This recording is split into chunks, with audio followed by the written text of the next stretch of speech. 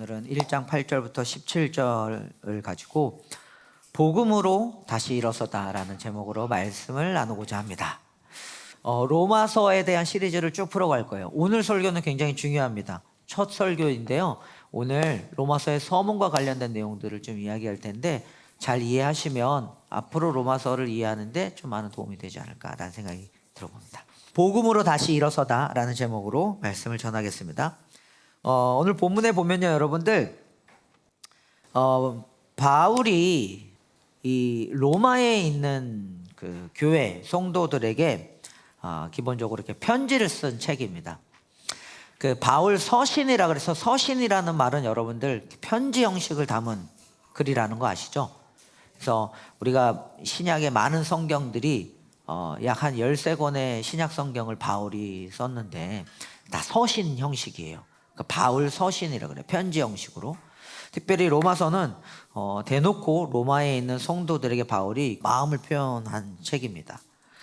특별히 오늘 본문에 보면요, 로마에 있는 성도들의 어떤 소식을 바울이 들었던 것 같아요.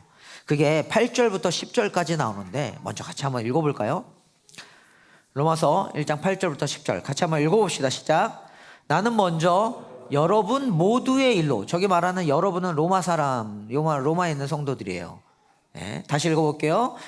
나는 먼저 여러분 모두의 일로 예수 그리스도를 통하여 나의 하나님께 감사를 드립니다. 그것은 여러분의 믿음에 대한 소문이 온 세상에 퍼지고 있기 때문입니다 라고 이야기해요. 그러니까 여기 보면은 로마에 있는 교회 성도들의 믿음이 온 세상에 알려졌다, 믿음의 소문이 났다라는 이야기를 바울이 듣기 시작하는 겁니다. 여러분, 한 가지 재밌는 건 이런 생각을 해보세요. 로마라고 하는 교회를 누가 세웠을까요? 로마에 있는 교회는 누가 개척했을까? 성경에 정확하게 나오진 않지만 많은 학자들이 이제 추정하기를 오순절 마가의 다락방 있죠?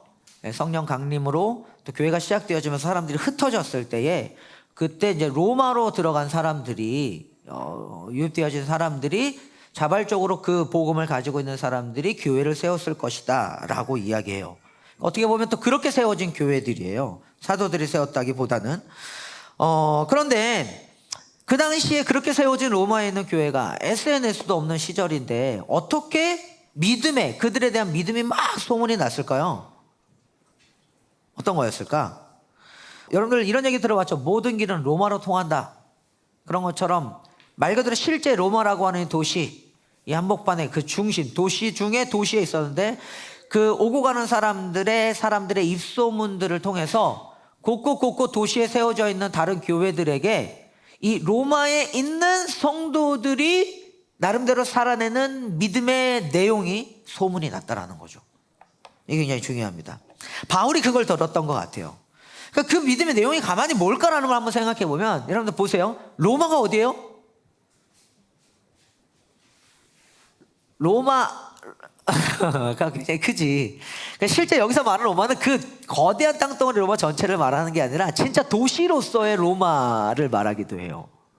로마 황제가 있었던 곳이기도 하고. 이 로마서가 쓰여졌던 시기를 약 한 AD 55년에서 56년경으로 추정합니다. 그때 로마를 통치하던 왕이 네로 황제였어요. 여러분, 네로 황제 아시죠? 네, 굉장히 폭군이었습니다. 근데 이제 네로가 통치하던 시기였는데 그때 로마에서의 로마라고 하는 이 로마라고 하는 도시 안에서 어떤 좀 분위기가 있었냐면 황제 숭배를 좀 강요하는 분위기가 실제로 있었어요. 그러다 보면 그리스도인들에게 있어서는 뭐냐면 실제로 로마 황제가 정문을 보는 이 중심 도시 중의 도시인 로마에, 더군다나 황제가 있는 그곳에서, 물론 이제 네로는 좀 사치를 부렸기 때문에 정문을 거기서 몇 번 안 보고 모든 도시를 돌아다니면서 향락을 좀 즐겼죠.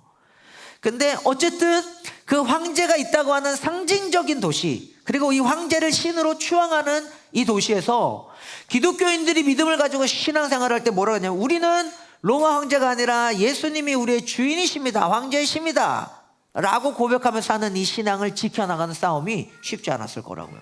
근데 이 싸움이 소문이 났다라는 거예요. 이 믿음에, 이 결단하면서 지켜내는 믿음들이 소문이 났다라는 거예요. 그거를 바울이 듣습니다. 실제로 그래요, 여러분들. 네로라고 하는 황제는 굉장히 좀 그 폭군이었습니다.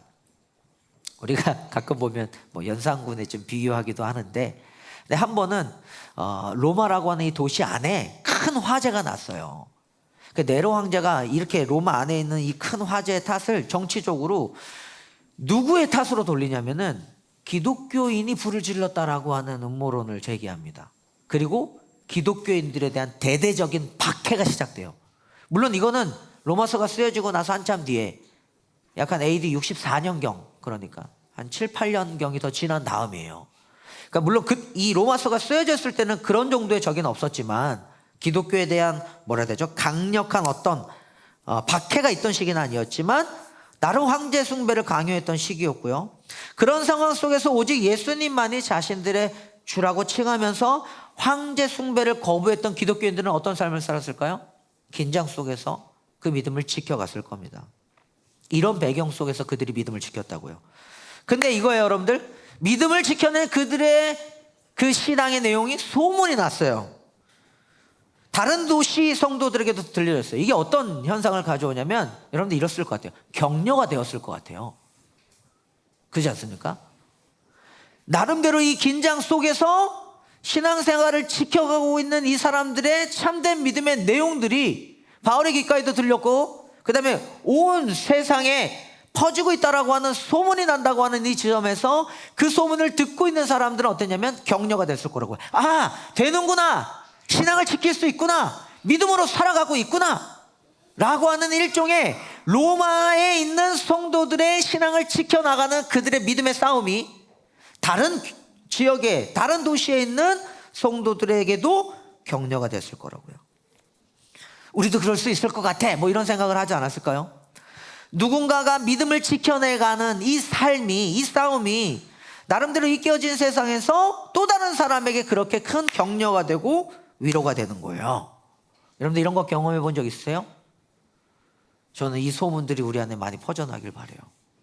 믿음으로 살아내고 씨름하고 싸우는 이 사람의 삶을 이렇게 교제를 하는 가운데 듣다 보니까 그게 나에게 신앙의 격려가 되는 거예요. 믿음의 격려가 되는 거예요. 와, 제 이 어려운 상황 속에서도 결단하면서 하나님 앞에 뜻을 세우며 살아가고 있구나. 충분히 흔들리면서 넘어질 수 있는 상황임에도 불구하고 저 사람의 입술에서 여호와 하나님이 자신의 삶의 주인이라는 것을 신실하게 고백하며 살아가는 저 모습이 똑같이 힘들게 살아내는 이 깨어진 세상의 각각의 도시에서 치열한 삶을 살고 있는 서로에게 격려가 되더라고요. 위로가 되더라고요. 그랬을 것 같아요. 믿음을 지킬 수 있구나 라고 하는 생각이 다른 도시의 성도들에게 위로가 되지 않았을까요? 이런 소문이 소문을 나지 않을까라는 생각을 가져봅니다. 자, 근데 바울이 이런 이야기를 듣고 나서도 그랬지만 계속해서 이 로마에 있는 성도들의 소문을 들었을 뿐만 아니라 바울은 뭐 하고 싶었냐면요, 로마에 가고 싶어 했어요. 저는 이거를 바울의 로마 플러팅이라고 한번 적어봤는데, 페이퍼 보세요 여러분들. 바울의 플러팅이라고 적어봤는데 성경에 고스란히 드러나요. 바울이 굉장히 로마에 가고 싶다고 적극적으로 대시합니다. 왜냐하면 여러분들 보세요. 사도 바울은 로마에 있는 교회에 가보지 못했어요. 가본 적이 없어요. 이들을 만나본 적이 없어요. 아직 한 번도 본 적 없는 이 사람들에게 내가 너희들을 보고 싶어, 내가 너희들을 만나고 싶어 라는 이야기를 굉장히 반복하고 있습니다. 이 1장 안에서. 이게 굉장히 중요해요. 이게 여러분들 사도 바울이 로마서를 쓰게 된 배경과 함께 우리가 로마서를 앞으로 큐티할 때 이해해야 될 굉장히 중요한 배경 중에 하나입니다.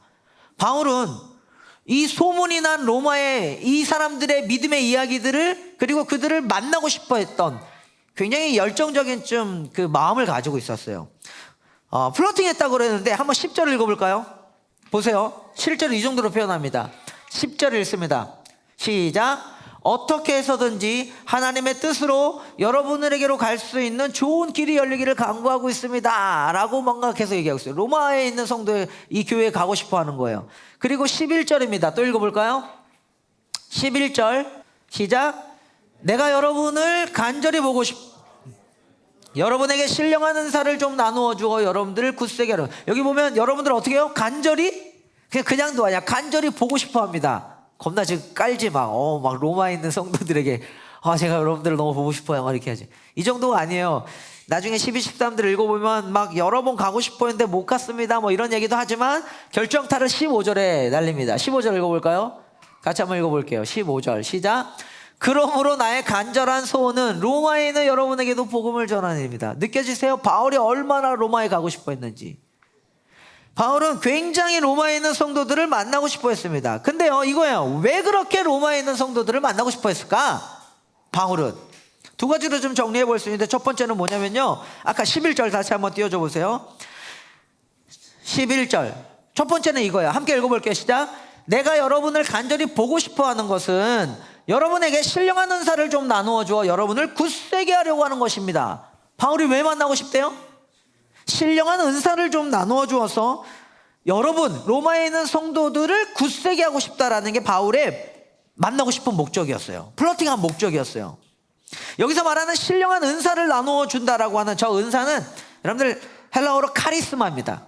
들어봤죠? 카리스마 있다. 이게 여기서 나왔어요. 은사는 카리스마라는 헬라어 단어인데 이게 뭐냐면 선물이라는 뜻이기도 하고요.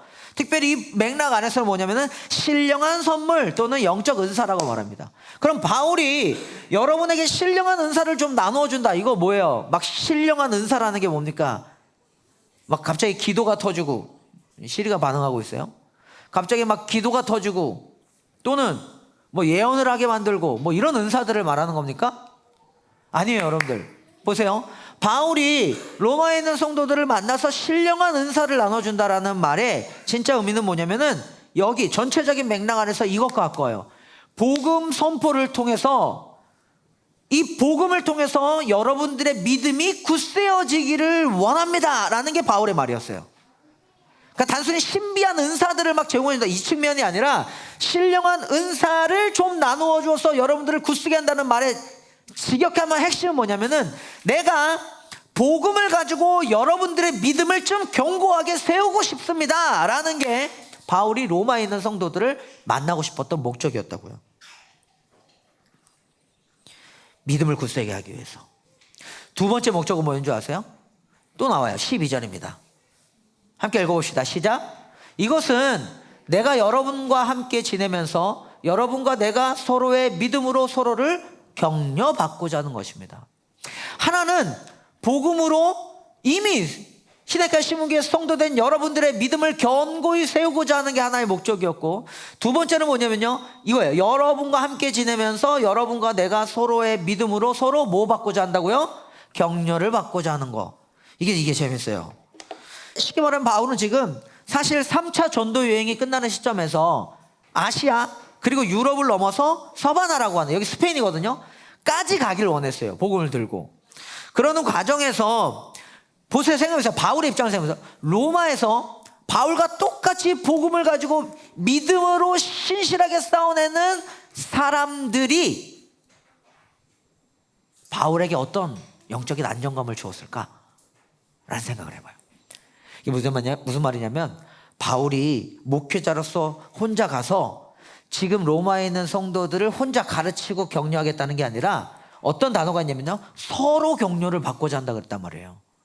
목회자인 바울도 여러분들 이 격려가 필요했어요.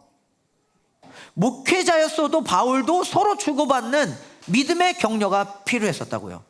아까 말한 전도 여행을 가는 과정 속에서, 신앙생활을 이어가는 과정 속에서, 나름대로 복음을 세워가는 이 사역을 하는 과정 속에서도 목회자인 바울에게 있어도, 목회자라는 표현도 웃기지만 어쨌든 사도라고 합시다. 어쨌든 사역을 한다고 하는 이 바울에게 있어서도, 복음을 담지하고 있는 바울에게 있어서도 격려가 필요했어요. 혼자 일방적으로 주는 게 아니라 서로 주고받는다고 했습니다. 바울에게도 이런 위로와 격려가 필요했을 거예요. 여러분들 보세요. 복음으로 세워지는 교제는요 일방적인 권면이 이루어지지 않습니다. 복음의 교제는요 서로 주고받는 거예요. 우리가 서로 주고받는 것에 있어요. 우리도 복음을 중심으로 한 깊은 교제가 필요하지 않을까요? 우리 안에 이런 교제가 이루어지고 있는지 한번 고민해 보시기 바랍니다. 바울도 이게 필요했어요. 쉽게 말해 이런 거예요. 여러분들 긴장 속에서 하루하루를 이렇게 살아내는 우리의 삶에 복음을 중심으로 나누는 교제가 필요하다고요. 지난주 같은 경우는, 그러니까 지난주도 아니야 매주예요. 사실 제가 매주 2번에서 3번 정도 정기적으로 통화하는 분이 있습니다. 누군지 아세요? 완일 집사님이에요. 완일 집사님 제주에 계신데 제주에 계심에도 불구하고 진짜 2번, 3번 정기적으로 전화를 주세요. 실제로 저한테. 그래서 주시면 처음에는 제가 정기적으로 받는 그 전화를 받을 때 무슨 일이시지? 라는 생각이 들었었다가 이제는 안부를 묻는 전화니까 그냥 전화를 주시면서 어떻게 사는지 이야기들을 들려주세요. 뭘 나누냐면요, 여러분들의 삶의 형편을 듣고 서로 피드백하면서 같이 성도들의 이야기를 나누기도 해요. 또는 교회 방향성을 나누기도 하고, 그리고 우리가 자주 묻는 살아계십니까? 라고 하는 건강과 안부를 묻기도 합니다. 완일 집사님과 주고받는 안부. 근데 이런 안부 속에 목회자인 저에게도 그 쉽게 말하면 서로를 세우는 격려의 교제가 제가 필요하다 그랬죠, 여러분들. 힘이 되고 힘을 주기도 해요. 근데 그 속에 뭐가 있냐면 하나님을 중심으로 한 복음의 교제가 있다고 한다면 우리의 대화와 우리의 교제가 얼마나 참 신실하게 세워져 갈까요? 생각해 보세요. 제주에서 나름, 안산에서 나름, 또는 각각 여러분들의 삶의 자리에서 나름 신앙의 믿음의 이 싸움을 신실하게 싸워가고 있는 사람들과 함께 믿음의 교제를 이어가고 있다면 어떨까요? 그것이 우리의 삶을 얼마나 세우겠냐 이거예요. 완일 집사님만이 아니에요. 지난주 같은 경우는 갑자기 우리 어떤 형제가 밥 먹자고 얘기하더라고요. 그래서 밥을 같이 먹었습니다. 그 윗마을에서 점심을 먹는데, 사실은 이제 최근에 본인이 또 이루어지고 있는 삶의 어떤 하나님 안에서의 건강한 비전들을 식사하면서 막 쏟아내는 거예요. 그리고 그것들을 서로 주고받으면서 역시 격려하고 우리를 통해서 일하실 하나님의 일들을 같이 나눴죠. 그럼 보세요, 여러분들, 여기에 뭐가 있냐면 깨어진 이 세상에서 나름 우리가 복음을 중심으로 붙잡고 신실하게 싸워가고 있구나라는 것들을 주고받은 거예요. 그게 보세요, 격려가 된다고요. 저 보세요, 여러분들. 나 봐봐요. 나름 치열하게 사는 여러분들의 삶이 들리거든요. 그러니까 직장의 문제들 뿐만 아니라 자녀를 키우면서도 마찬가지고, 그러니까 치열하게 살아가는 여러분들의 삶이 마치 로마라고 하는 도시 한복판에서 믿음을 지켜가는 로마 성도들과 같이 느껴졌다고요. 근데 그들에게는, 그리고 그들에게 복음을 전하라고 하는 심지어는 바울에게도 서로에게 뭐가 필요했냐면 복음을 중심으로 서로의 삶을 해석할 수 있는 복음을 중심으로 한 교제가 필요했다고요. 여러분들, 이게 되게 중요하다고요. 저와 여러분들의 삶에 영적인 호흡이고 영적인 생명과 같은 중요한 한 지점이라고요. 이 지점이 저와 여러분들에게 확보될 필요가 있다고요. 이 말씀을 드리고 있는 거예요. 그래서 가끔 길 잃은 동지들이라고 표현하는데, 제가 되게 좋아하는 우리 샬롬익데이의 김지한 목사님이 이런 표현을 썼어요. 이 사역을 펼쳐가면서 우리들의 이 삶을 길 잃은 동지들이다, 뭐 이렇게 표현한 거예요. 근데 저는 그 표현이 너무 좋더라고요. 앞으로 보세요, 여러분들. 경제적인 문제 현타 오죠. 육신의 아픔이 있죠. 관계적인, 로마라고 한 도시 한복판에 사업을 잃어가면서 가장은 얼마나 무겁겠어요, 여러분들. 이 긴장들이 주어지는 상황에서 바울은 복음이 더 선명해짐으로 인해서 저와 여러분들의 삶에 힘을 얻길 바랬다고요. 이 교제를 하길 원했다고요. 실제로 그랬습니다. 이 복음을 중심으로 한 서로의 교제가 바울에게도 필요했고요, 로마에 있는 성도들에게도 필요했어요. 이 고민을 하면서 오늘 본문을 준비했던 것 같아요. 시냇가에 심은 교회가 세워졌을 때, 여러분들, 저는 지난주 채플에서도 우리 교회 개척 이야기와 함께 길냥이 이야기를 채플 시간에 이야기했습니다.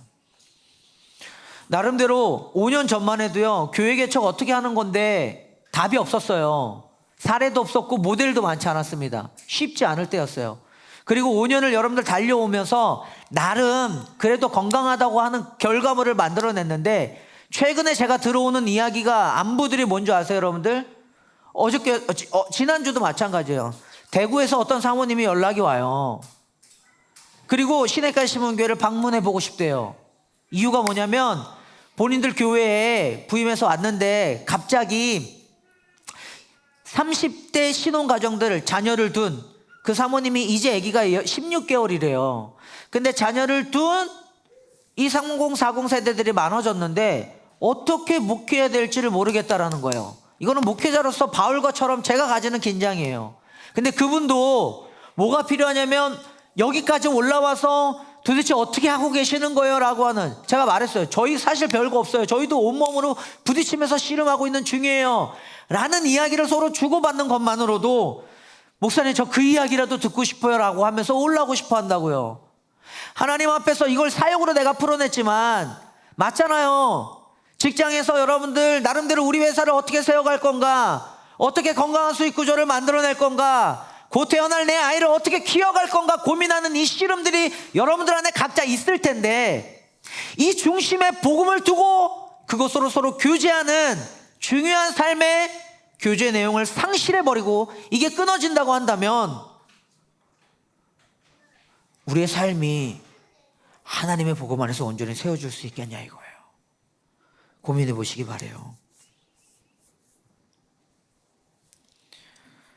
그래서 바울은요, 로마에 있는 성도들을 이 두 가지 이유로 열심히 만나고 싶어 했어요. 하나는, 이게 두 개가 연결되어 있어요. 하나는 복음으로 그들을 견고하게 세우고 싶었던, 신령한 은사를 나눠준다고 하는 이 지점이 하나 있었고요. 또 다른 하나는 뭐냐면 이 복음을 중심으로 서로 교제하는 가운데 복음이 주는 위로와 격려를 통해서 서로 세워지길 원했다고요. 아멘. 이 일이 저와 여러분들의 한 주에 풍성하게 일어나길 소망합니다. 옆에 사람하고 주먹 인사하세요. 그러면서 복음을 중심으로 교제합시다. 시작. 그럼 여러분들 보세요. 그러면 바울은 로마에 있는 성도들에게 플러팅 하듯이 가고 싶어 하면서 어떻게든 여러분들을 만나고 싶습니다라고는 이 열정을 가지고, 이 열정이 어디를 향해 있냐면 이 치열한 믿음의 싸움을 하고 있는 로마에 있는 성도들의 신앙이 복음으로 굳건히 세워지고 그들과 함께 이 믿음의 내용 치열하게 살아낸, 진짜 살아있는 복음을 중심으로 살아낸 그 삶의 이야기를 나누면서 살아있다는 것을 느끼고 싶지 않았을까요? 여러분, 저는 제 평생의 소원이고 죽을 때까지 여러분들과 함께 나누고 싶은 교제의 내용입니다. 나는 너하고 살아있는 하나님의 이야기를 나누고 싶다고. 표면적 신앙에서 무뎌져가고 그렇게 죽어져가는 우리의 신앙이 아니라 진짜 살아있다고 하는 하나님의 살아있는 이 말씀이, 복음이 내 삶과 내 가정과 내 아픔과 내 고통을 해석해내고 그것으로 서로 교제하면서 우리의 입술에서 하나님은 살아계시다라는 이야기를 하고 싶다고요. 바울이 그렇게 말할 수 있는, 그런 이야기를 주장할 수 있는 근거가 뭔지 아세요? 그게 16절에 나와요. 같이 한번 읽어봅시다. 바울은 이렇게 이야기해요. 내가 이렇게 처음 보는 로마에 있는 당신들을 플러팅하면서 여러분들 이렇게 만나고 싶은 이유는 단순히 바울 안에 있는 열정만이 아니라 이것 때문이었어요. 같이 한번 읽어볼까요? 시작. 나는 복음을 부끄러워하지 않습니다. 이 복음은 유대 사람을 비롯하여 그리스 사람에게 이르기까지 모든 믿는 사람을 구원하는 하나님의 능력입니다. 아멘. 저기서 말하는 능력, 하나님의 능력이라고 하는 헬라어 단어 두나미스예요. 천지가 개벽할 정도로 모든 변화를 일으켜 내시는 하나님의 초월적인 능력이라고. 여러분들, 바울은 이걸 신뢰했어요. 복음이야말로 여러분들의 삶을 해석할 것이고, 하나님을 믿는다는 복음이야말로 저와 여러분들의 삶에 이 어려운 현실들을 이겨낼 수 있다고 하는 것이 바울에게는 분명하게 있었다고요. 여러분들, 이거예요. 제가 여러분들을 만나서 복음으로 교제하고 싶은 이유는, 큐티를 통해서 우리가 서로 이 복음으로 만나고 싶은 이유는 이 하나님의 능력이 아니고서는 저와 여러분들의 삶을 세울 방도가 없기 때문입니다. 바울은 이걸 신뢰했어요. 17절 읽어볼까요? 바울은 이렇게 얘기해요. 같이 한번 읽어봅시다. 이게 로마서의 심장가도 같은 말씀인데 같이 한번 읽어볼까요? 시작. 하나님의 의가 복음 속에 나타납니다. 이 일은 오로지 믿음에 근거하여 일어납니다. 이것은 성경에 기록한 바 의인은 믿음으로 살 것이다 한 것과 같습니다. 보세요. 바울은 이걸 봤어요. 하나님의 의, 여기서 말한 의는 도덕적인 의가 아니라 하나님과의 올바른 관계를 의미해요. 제가 얘기했죠. 이 관계에서부터 복이라는 게 나온다고요. 단순히 잘 된다는 것을 뛰어넘어서 이 하나님과의 올바른 관계에서부터 우리나 네 영혼이 산다고.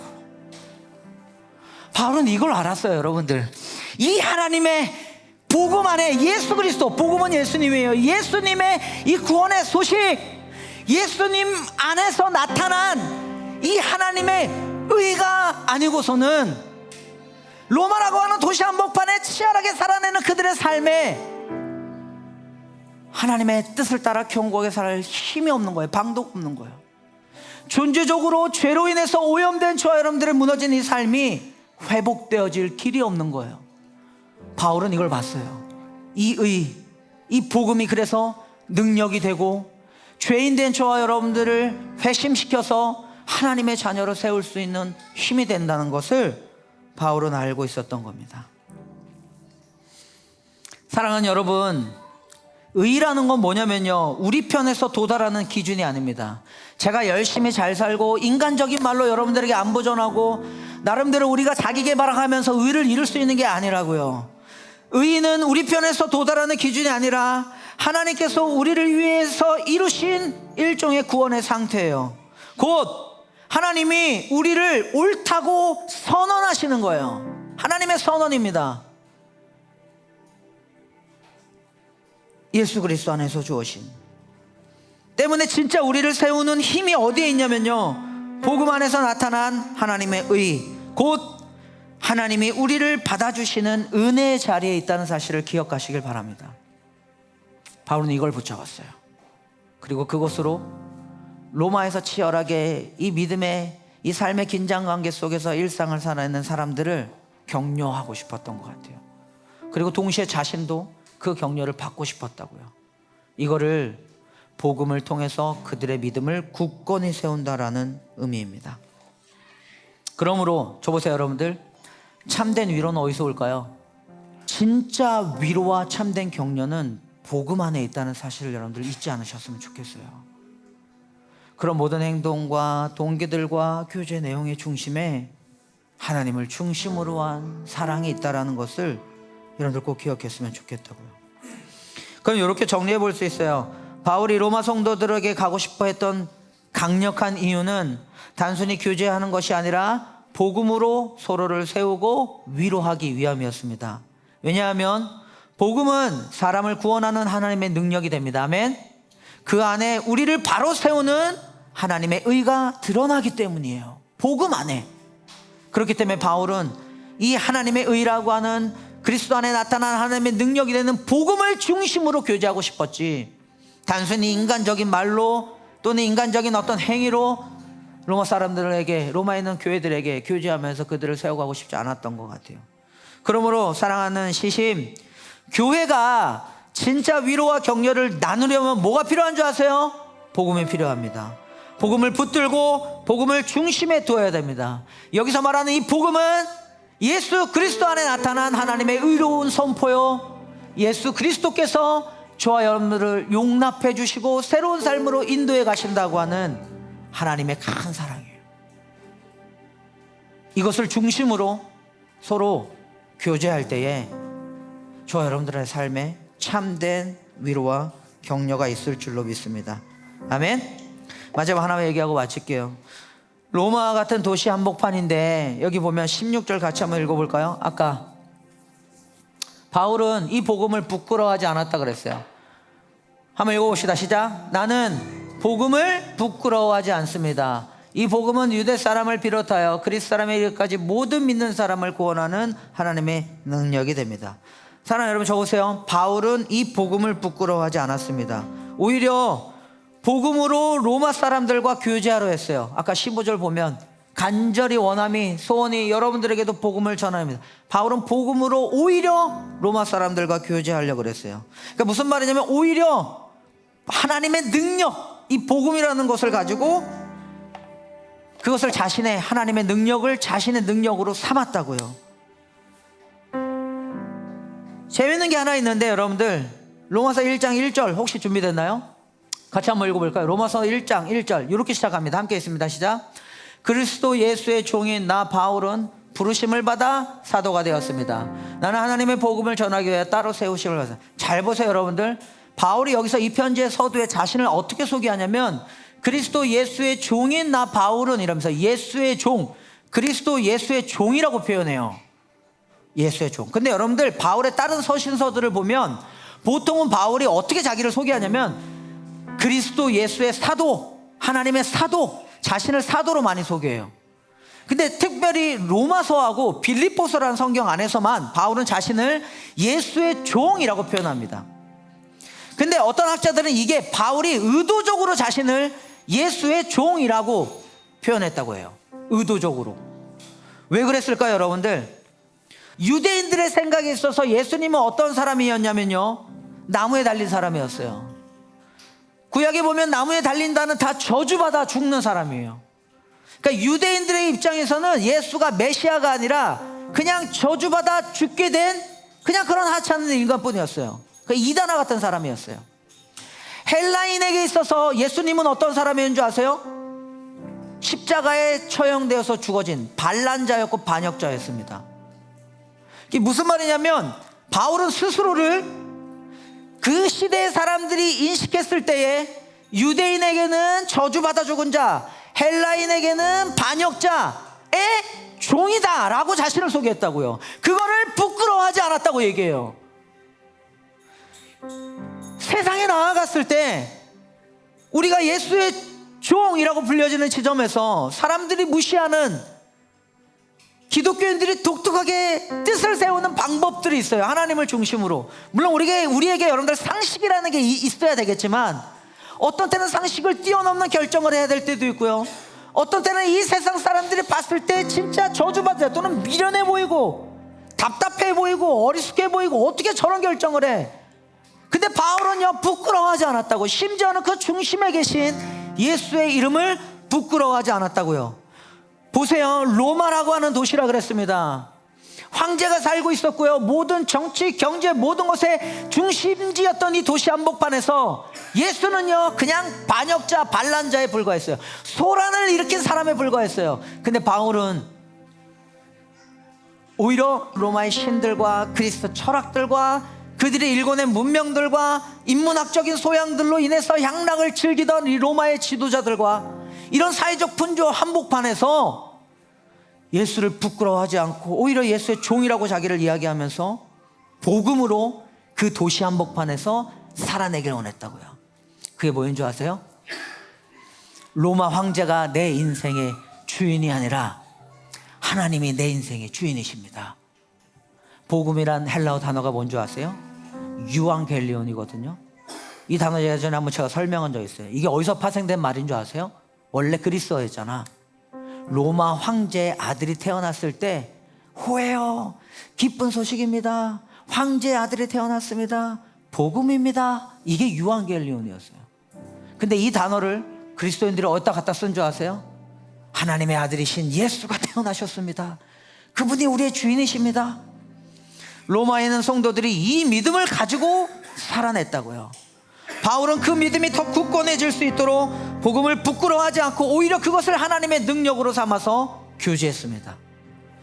저 여러분들의 한 주간의 삶이 이렇게 되기를 간절히 소망합니다. 아멘. 깨어진 이 세상에서 믿음으로 세워지기 위해서 사랑하는 여러분, 우리는 복음을 더 붙잡아야 됩니다. 아멘. 로마서가 시작됐어요. 좀 그런 결심을 해보세요. 내가 로마서를 한번 제대로 읽어봐야지. 로마서를 한번 필독해볼까? 필사해볼까? 로마서 읽기가 여러분들의 삶이 시작되길 바랍니다. 오늘 우리도 마찬가지예요. 좋은 말이나 사람적인 위로만으로는 삶이 견고해지지 않아요. 순간적으로 압니다. 그게 줄 수 있는 위로와 나름대로의 정신적인 어떤 해결들이 있을 수 있어요. 근데 성경이 제시하는 한 인간이 죄에 의해서 오염된 채 심판을 받기에 마땅한 한 이 존재가 하나님의 의 복음이 아니고서는 우리의 존재된 근본적인 문제를 해결할 수 없다는, 이건 하나님의 선언입니다. 그분이 우리를 만드셨기 때문에.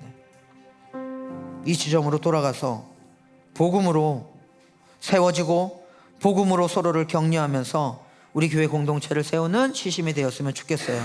아멘. 복음이 나를 의롭다 하신다는 사실이 이 마음을 붙들 때, 사랑하는 여러분, 진짜 위로와 격려가, 그리고 복음이 나를 의롭게 하고 이 복음을 나누는 교회가 될 때에, 복음을 중심으로 세워지는 공동체가 될 때에 우리는 진정으로 서로를 살리고 하나님 나라를 세워가는 그런 교회가 될 수 있을 것입니다. 아멘. 그래서 마지막으로 이 얘기 서로 인사하고 마쳤으면 좋겠어요. 뭐냐면 서로에게 주먹 인사하면서 복음을 들려줍시다. 시작. 진심이에요. 사랑하는 시심, 우리의 교제에 복음이 있길 바랍니다. 그 중심에, 그러니까 서로에게 복음을 들려주는 사람이 되면 얼마나 좋을까요? 그죠? 여러분들, 자, 요게 로마서의 서론입니다. 이 마음을 가지고 바울은요, 이 의에 대해서, 그 다음에 새로운 로마 안에서의 성령 안에 하나 되어진 이 삶, 새로운 삶에 대해서 나름대로 그 구조 속에서 어떻게 너희는 이 세대를 본받지 말고 하는 요 말씀들 기억나죠? 마음을 새롭게 함으로 변화를 받아라, 이런 말씀들에 대한 바울의 열정이 여기에 다 담겨져 있어요. 이 마음으로 로마라고 하는 그 도시 한복판에서 복음을 중심으로 하나님의 나라를 꿈꾸며 살기를 바랬던 이 마음이 이 로마서를 풀이해 나가는, 설교해 나가는, 또 읽어가는 이번 한 달 여러분들 안에 풍성하게 누려지기를 간절히 소망합니다. 같이 한번 찬양합시다.